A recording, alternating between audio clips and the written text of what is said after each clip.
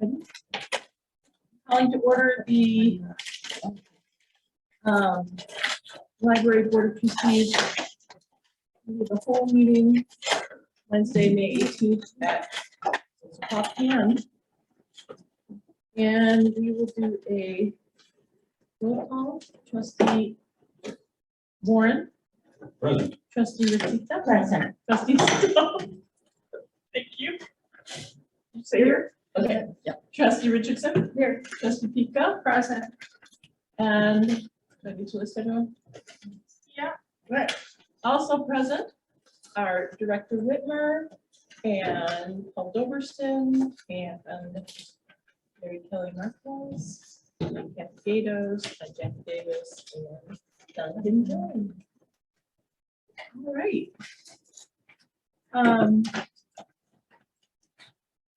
Are there any public comments? Oh, wait, do we need? There's no remote attendance. Oh, right. I requested that. So do we need to remain for remote attendance? No. We could just skip it. There's no approval of the agenda. Oh, and also present is myself. Okay, thank you. So let's look at the second draft of the working budget. And here, Sandy's recommendation. I hope all of you had a chance to read the memo that I sent. First off, Thank you for all this work. yeah. Huge work. A lot of work. Tired reading. So Barbara and I discussed a few things a couple weeks ago after the last meeting, and one of the suggestions that came out of that was to survey staff. So on page 2 of the memo that I presented to you are the results of the staff survey. Basically, I wanted to understand better what was important to our staff when it comes to benefits. So I asked them basically to rank 7 benefits in order of their importance to the employee, regardless of whether or not the benefits are currently available to them. So we had 20 out of 25 of our employees respond, and the results, as you can see on page 2, are ranked in order of importance. Salary, wage increase was top, paid annually came in second, paid sick leave, holidays. The health insurance points ranked a little lower here, but this is not a scientific study. So I'm guessing that those are ranked lower in importance for some people who may have access to insurance benefits through a spouse or a parent or something of that nature. So you can see where those fell out, and there were comments that you could read at the bottom of that page as well. So did anybody have any questions about the survey results for this? All right, so then I thought we'd head into salaries.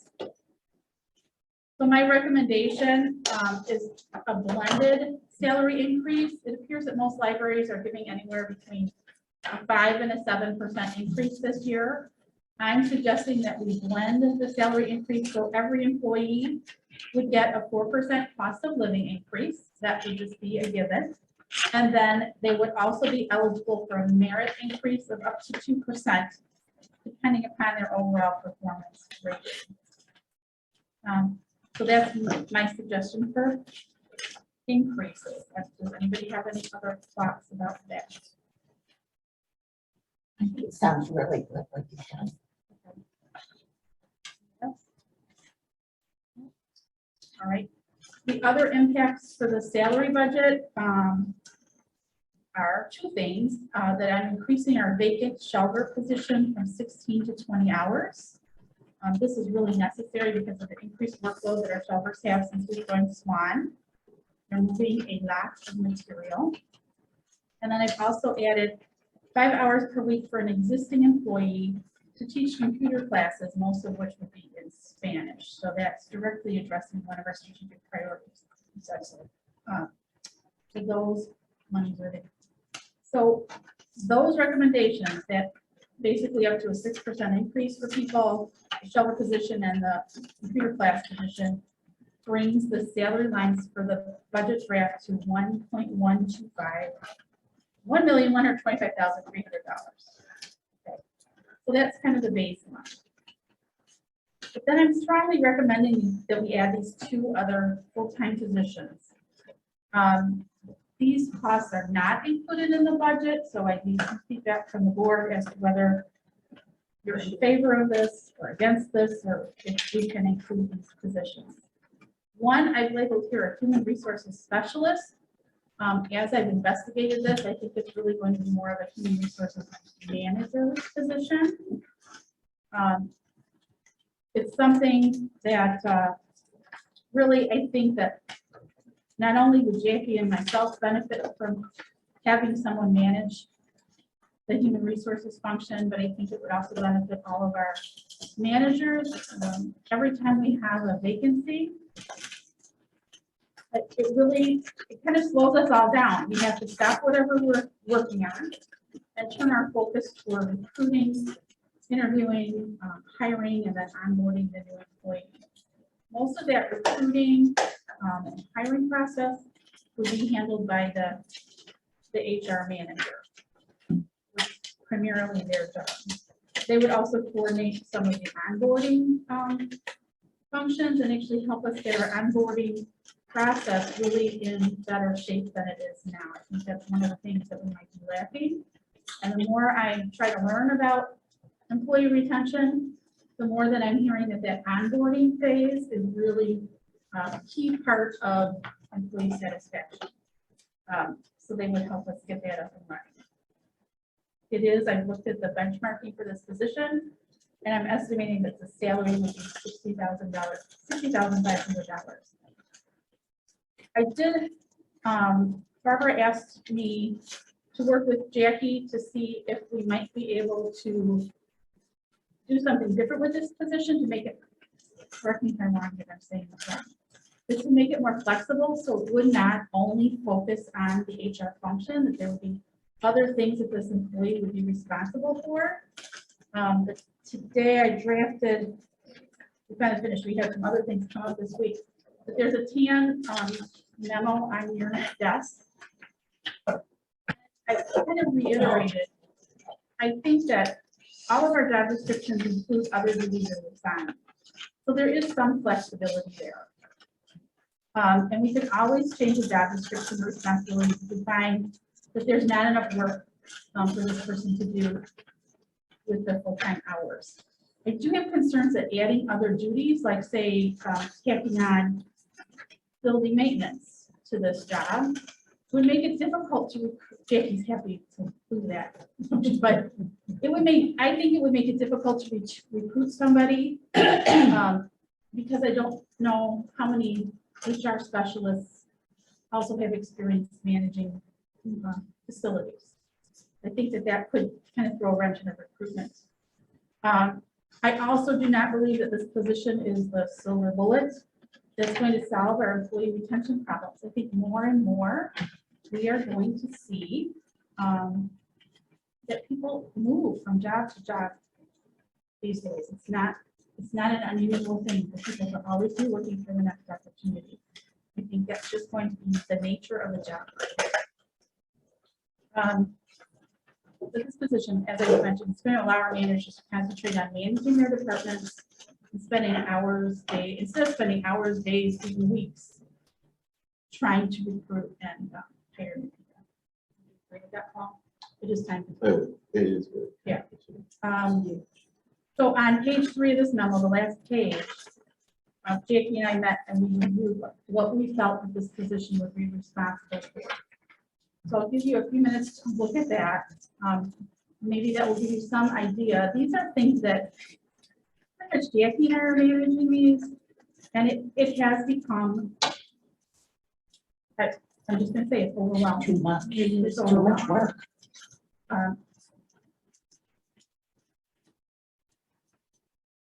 There is a lot to function these days.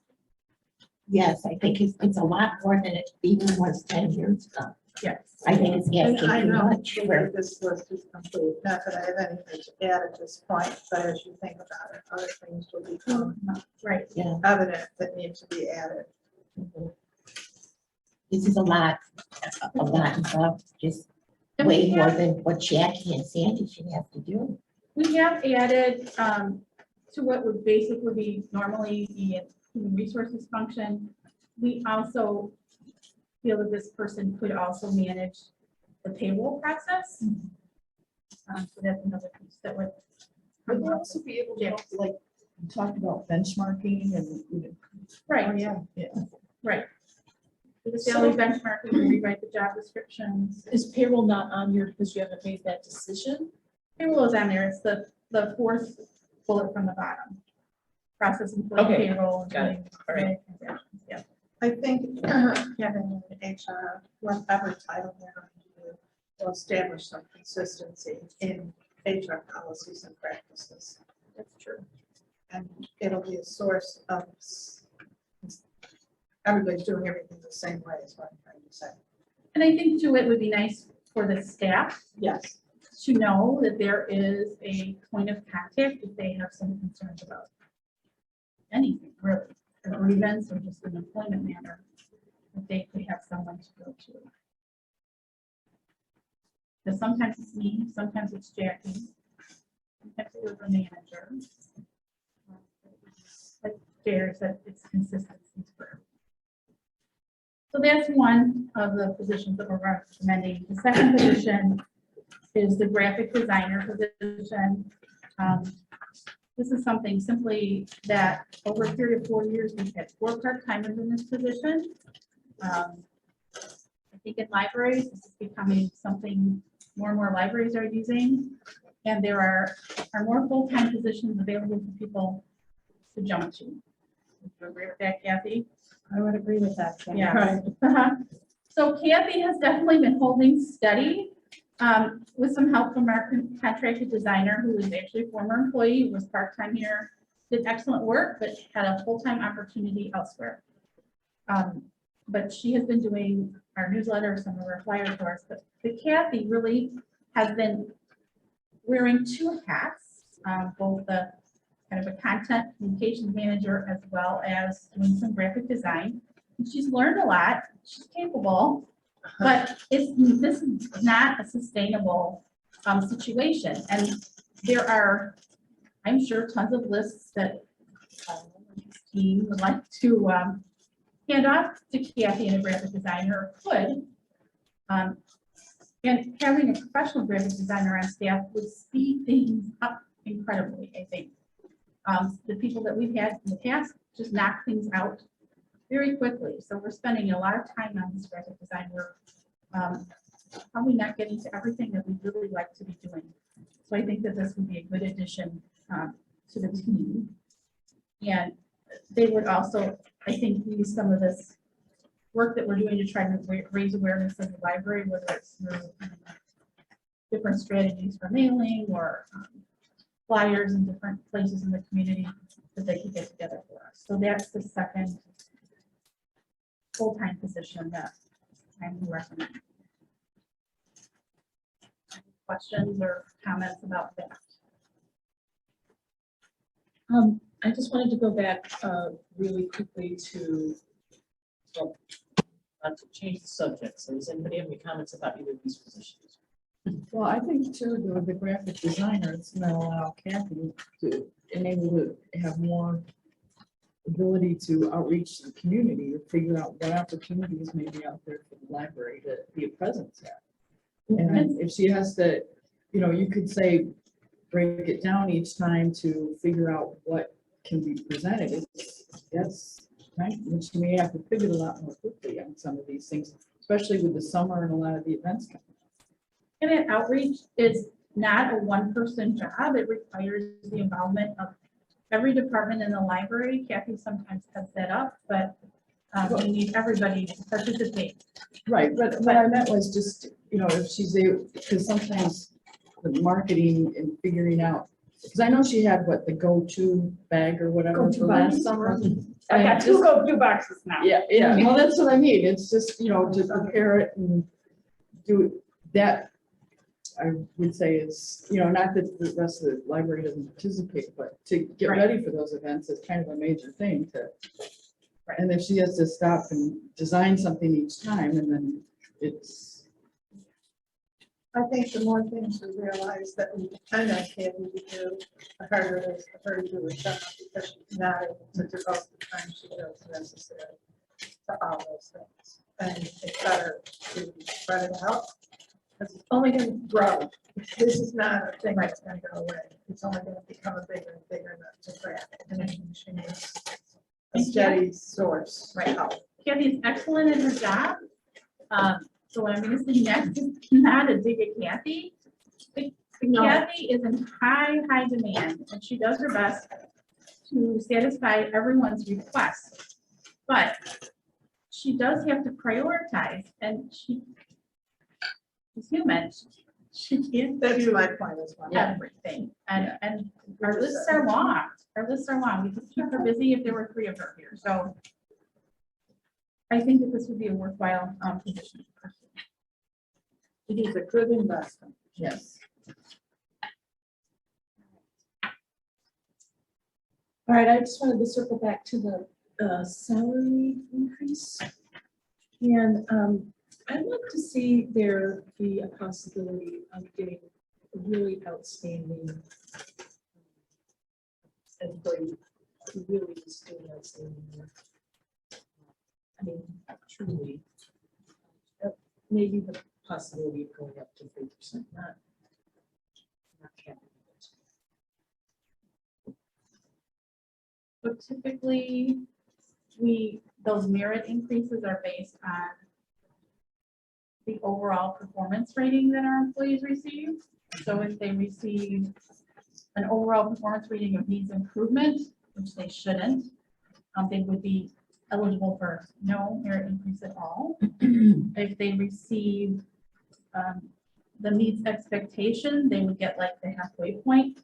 So in this case, where we get 2%, they would be eligible for a 1% increase. If it goes to 3%, they'd be eligible for 1.5%. And then the people who are exceeding expectations overall would be eligible for this 2% or if you're I see. 3%. Okay. All right, so that kind of means, I see the why you said what you did. All right, never mind. I mean, we could do that. But I was just actually thinking of, okay, I think I just leave that. I guess my one question is, I know the next part of it, we're gonna be talking about insurance. And I know that, like, when the insurance goes up, is there gonna be enough room that will cover any increase to the employees?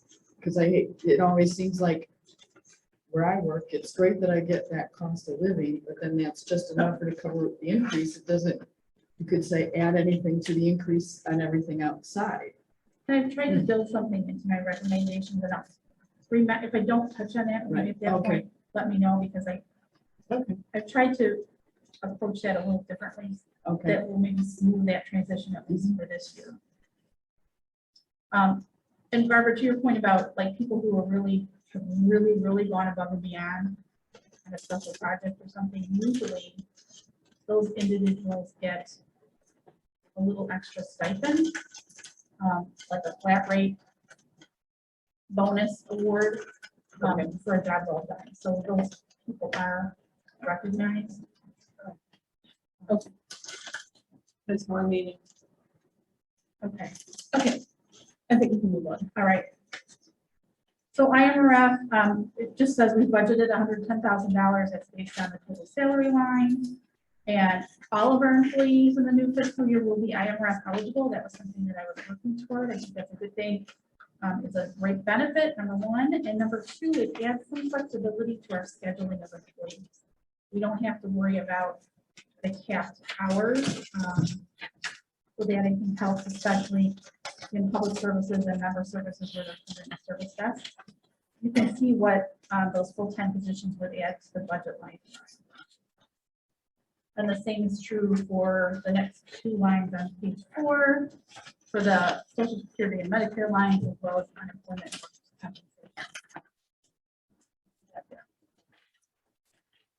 And those are pretty straightforward. Health insurance. Okay, so this is, if nothing else happens this year, there are two things that I think we need to do with our benefits.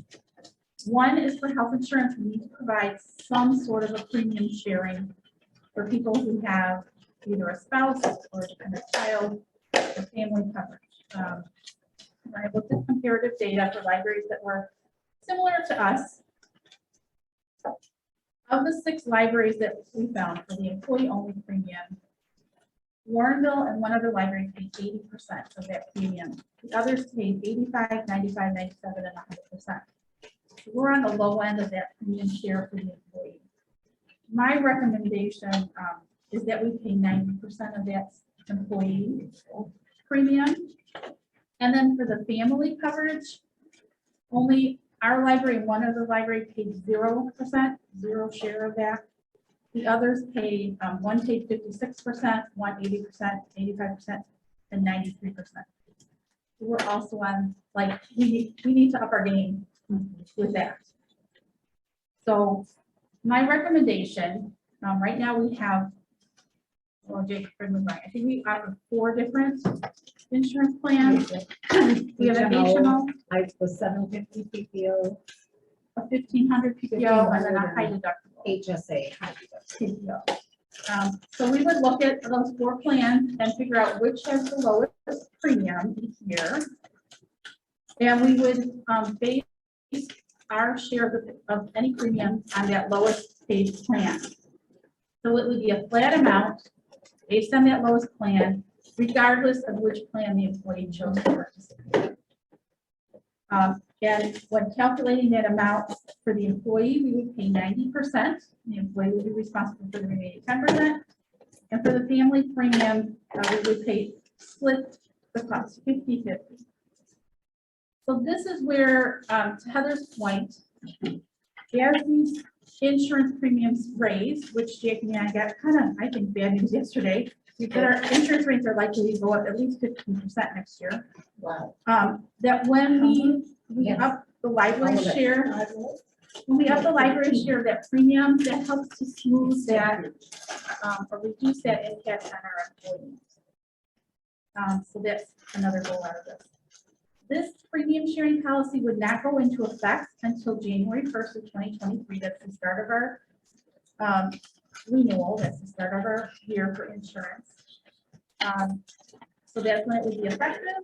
And then I would suggest that the library plan to work toward increasing that contribution towards family premiums by at least 10% each year at the budget allows. So at this time next year, we would be looking to see if we bump that up to where the library sees 60% of that family cost.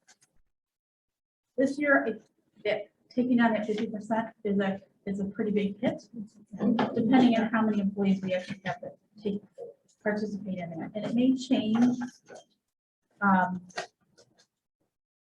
our employees choose what to include. I know some employees have dependents who they just go to the marketplace for insurance because it's less expensive, but if we were offering this, it may be less expensive for them to jump on our plan. So that's the policy impact there. I recommended a budget of $80,000.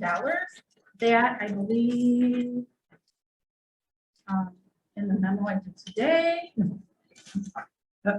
97,000. 97,000. Although, as I'm looking at that, I have to look at that again, because I think it's still $80,000 is sufficient to cover current employees. And at 97,000 would have included the 13 ones, the 2 full-time positions. I have to look at that a little more carefully, but it's not inexpensive. I actually think the $97,000 includes 2 of our employees, that one position that's already vacant and another that is going to be vacant, that will be rehiring, and those, we don't know what those 2 incoming employees will have in terms of. So I think that 97,000 is actually what I'm proposing to change it to. So there's that. Okay, so any questions about the insurance? Any concerns about changing the premium shares? That sound like okay with everyone? I agree that we have to up our game. Great, okay. The next section here is on page 5 is about annual leave. This is, I don't know, an attempt at perhaps improving our benefits so we can retain employees, be a little bit ahead of other libraries and other entities. So I did look at other libraries. Typically, the director and the managers earn 1 additional week of vacation time than other employees. So our current plan does that. Currently, our employees start with 3 weeks of vacation, but our managers and directors actually start with 5 weeks of vacation. So we're actually 2 weeks ahead. And then it's interesting. At most libraries, the directors and managers start with 4 weeks of paid time off. And in many instances, that's the maximum that anybody can earn at that library. They start with 4 weeks. They never get any additional time. But in a few cases, 1 week is added after 5 years and another week is added after 10 years. So except for one library, all other employees are eligible for vacation time. So that's in alignment with us. Of the 13 libraries I looked at, 5 offer just 1 week to new employees, 4 offer 2 weeks, 2 offer 3 weeks, and 1 offers 4 weeks. So almost all of them add 1 additional weeks after 5 years of employment, most another week after 10 years. And again, most of them tap out at 4 weeks. But in addition to that vacation time, most libraries also have a personal time benefit that ranges from 3 to 5 days. Many years ago here at Warrenville, the board decided to combine vacation time and personal days into something called annual leave. So that is one of the reasons why we start with more time off, because it's like saying you have a 2-week vacation benefit and then you have 5 additional days of personal time. So in that way, we're aligned with a lot of libraries. So I'm trying to figure out like what can we do to keep people here or draw people. I do think, as you saw in this gift survey, annual leave was highly rated as something that's important for employees. So one thing I'm recommending is that we eliminate the paid time off policy. So this is a little confusing. Part-timers get something called paid time off. It's accrued at the same rate as vacation for our full-time employees. But for part-timers, they have to use that paid time off for both vacation, personal, and sick leave. So they don't have a sick leave benefit. And I'm proposing that we add a sick leave benefit for part-timers. So part-timers, that paid time off policy would go away and they would be eligible for annual leave at the same rate as our full-timers, just prorated based on the number of hours. Okay, so this is my suggestion for on page 6 up at the top of the page. Just some changes that I think might make a difference. As we know, people are moving around, job hopping from place to place. So what this does, it basically keeps, for everyone except the managers, it keeps things the same, but it accelerates how quickly those additional weeks of time off get added. So right currently, we get an additional week of time off every 5 years. This would change those additional weeks. They would be added every 3 years. So you would more quickly accrue that higher level of earnings. I'm also recommending, instead of starting our full-time managers at 5 weeks, they would start at 4 weeks of paid time off. So we would have to grandfather a few of our current managers if this was implemented. So I don't know how you feel about that. Do we currently have, currently managers start with 5 weeks and then they increase to 6 weeks After 5 years. Yes, That's where they talk about. that's where they talk about. It's extremely generous. But again, we don't have any. I like it for the consistency in that, And I think it's a good plan, especially for the part-time employees as well. I would think that would make it easier to manage for the managers too. I don't know, adding more vacation time, especially when you're staffing a service desk, makes things a little tricky, right? Especially in the summer. But that said, it is up to the manager to determine, yes, you can have your vacation now, or no, you cannot. I mean, you have to staff the library, so there's that piece. As far as the budget goes, I started with the base salary, but it added 2% to everyone's budget line as a buffer, so that if we do have to have somebody, maybe one of our 20-hour employees, if we need to, when someone's on vacation, have them work 25 or 26 hours that week, there's a bit of a buffer in there to help with those extra hours.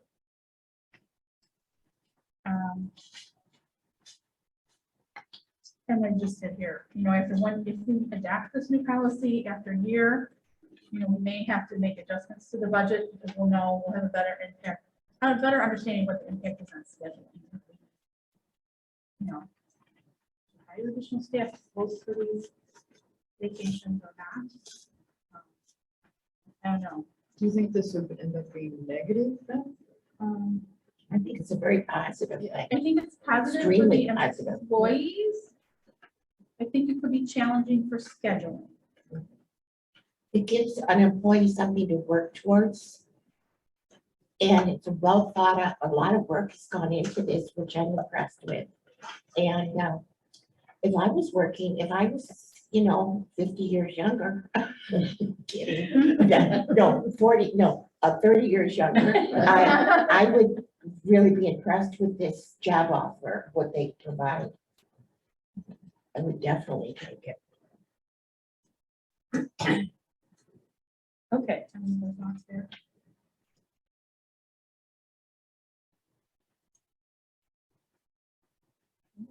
This is something, if this is something that the board is interested in, we would have to revise, have a written policy revision, and we would bring that back to the board in June. And you'd implement it to one. We hope to pay less of it. We don't care about velocity. Well, but it's all. Yes, we may have to, there are some things we have to manage with velocity. They manage our accruals. So we have to work with them to get that all reset and functioning. And in the interim, it would probably be a manual basis that we recheck those accruals on a spreadsheet. So more work for Jackie. That's what I told her. Because Just gotta work Jackie on wants it, to do it, but Until we get that HR. Yes. But she's not. yes, And that would be your job. right. Okay, so I'll bring something there next month. If that sounds That agreeable. sounds good. Okay, sick leave, this is where we would do away with that PTO for part-time staff, and they basically would be added to our sick leave policy. And of the 15 libraries I looked at for sick leave policies, 13 of them have a sick leave benefit for part-time employees. So we're behind the game here. So part-time employees will they would earn 12 prorated days per year. And the carryover for that would be the same as for full-time employees. I think last month I mentioned considering reducing how much sick leave an employee can accrue. After reviewing that, the only reason we allow people to accrue as much as they can is that 240 days, I believe, is because you can use that if you retire from the library. It counts as service credit with IMRF. But I believe that is only for tier 1 employees or 2 tiers of employees. Tier 1 employees can use that benefit. Tier 2 employees is you cannot. I don't think, You still report tier 2? but they don't get service credit for the sick I don't leave. believe so. Yeah, so they've taken that benefit away. So I'm not recommending any changes to that accrual level. So like I said, I think this is a really important thing. Unless anybody disagrees with that, we'll bring a policy next month's board meeting. All right. All paid holidays. page 7. This is a highly varied situation across any library, any employer. So there was no good way to look at data on this. Kind of speeding out on our own here. The only difference is that some libraries only give holiday pay to people who are regularly scheduled to work on a date of holiday. Others do what we currently do, which is provided a certain number of hours for holiday pay, whether you work that day or not. For us, I believe that was a more equitable decision. That decision was made before I started here. But that means someone who never works on a Monday, they would never get a holiday pay for Memorial Day, Labor Day.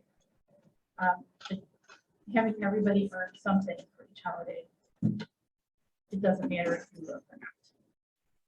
But what I'm proposing here, based on some discussions that have happened here at past board meetings, is implementing a floating holiday policy, which would give every employee 3 holidays, floating holidays, that they could use on holidays when the library is open.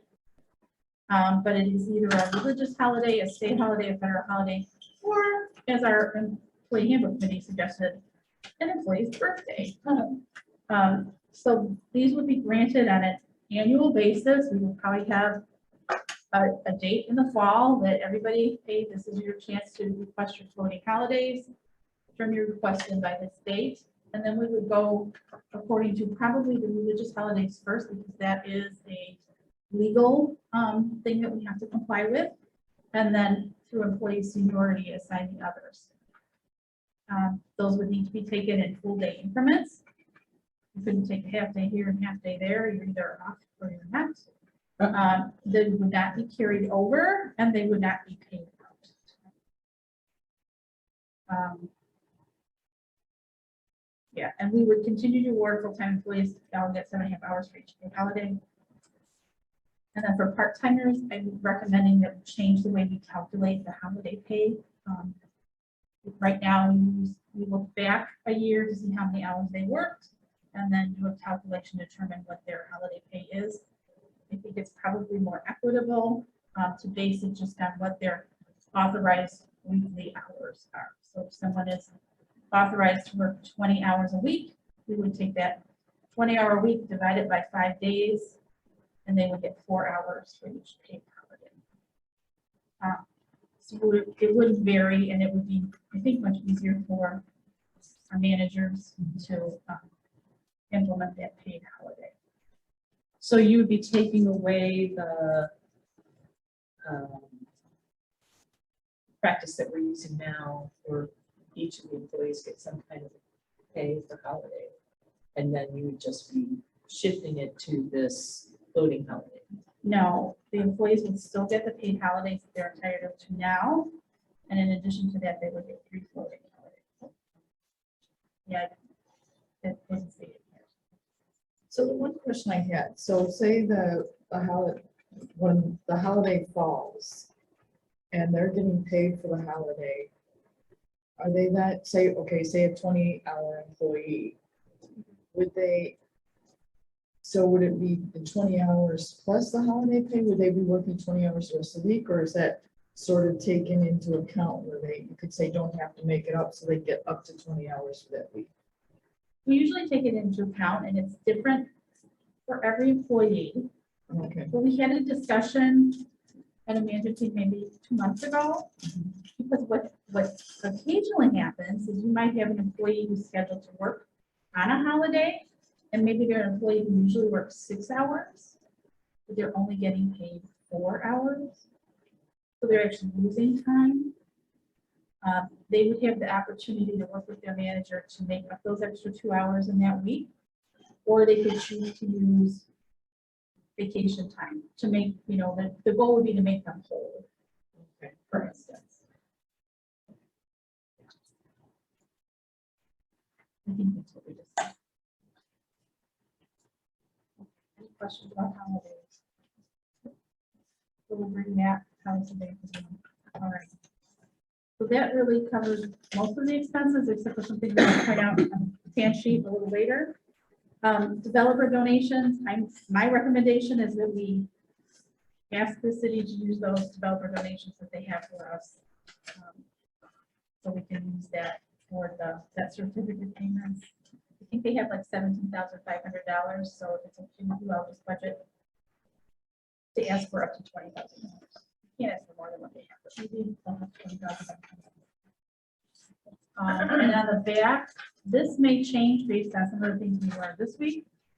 But I was recommending we use up to $200,000 of fund balance to cover the corporate fund expenditures. Those 2 full-time positions, if those are approved, or if we agreement that we can move forward with those, it adds to the budget deficit, the operating deficit, but we do have a projected fund balance of $780,000 at the end of this year. So I think that we can afford to use $200,000 of that toward these expenses. And in the future. And in the future, and I've addressed that future in this hand piece of paper. I have some things here that are budget adjustments that can be made. And that's probably something that I'll work on between this month and next month, between this and the final draft, when I see what, if we add these things in, what the annual deficit is going to look like. We'll be pulling back on some of our expenditures.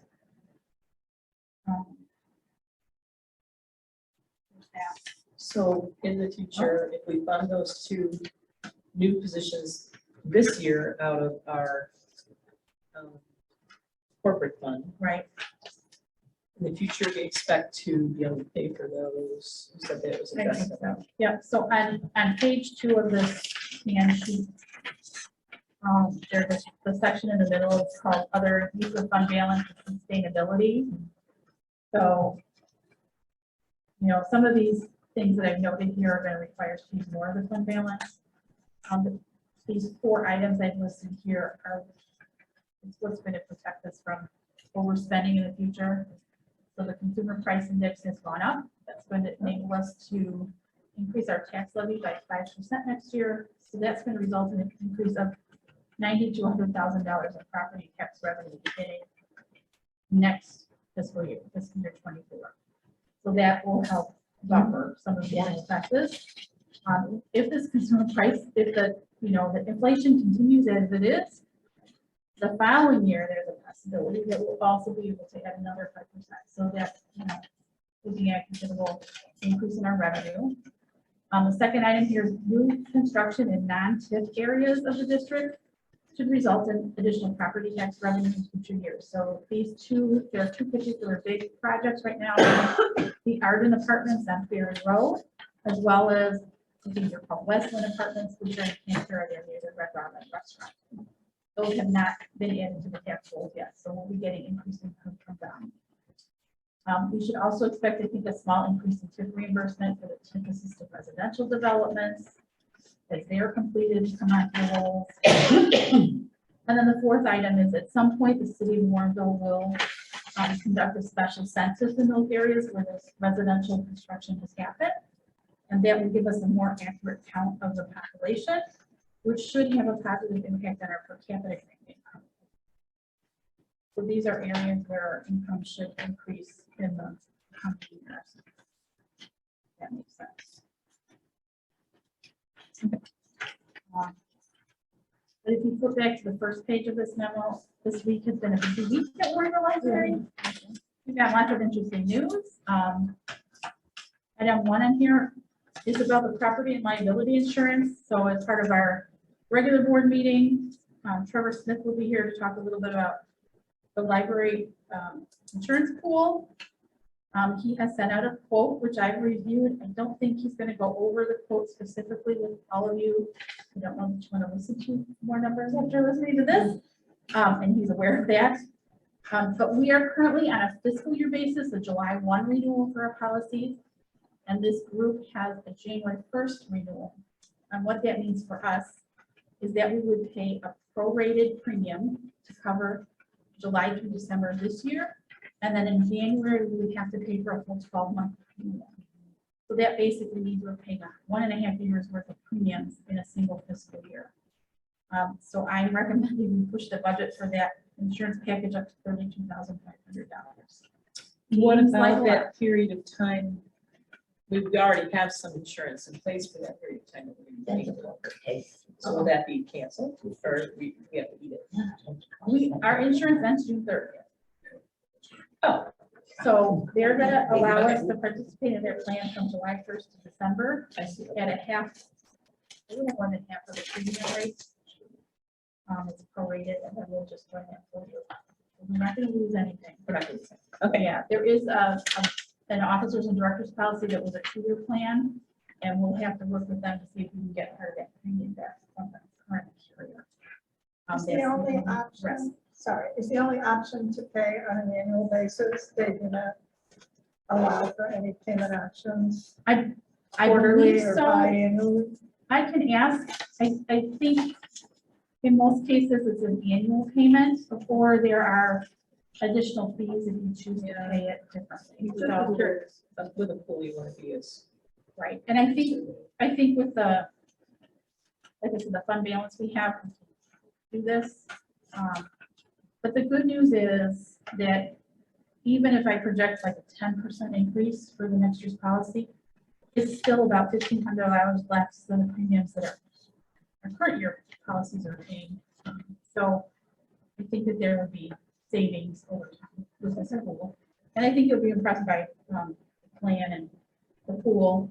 Everything about it. So we'll learn more about that. Great.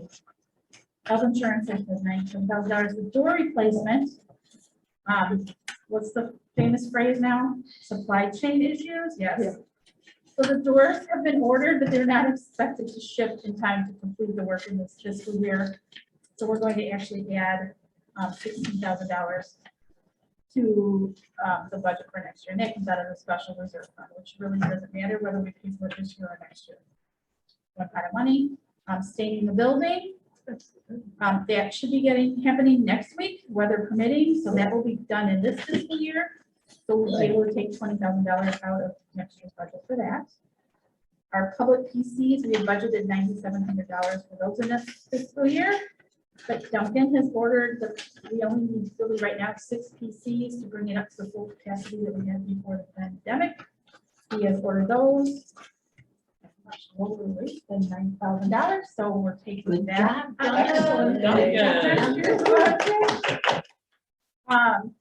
And then today, on the other hand, for Duncan today, got an email from the company that we get our computer security software from.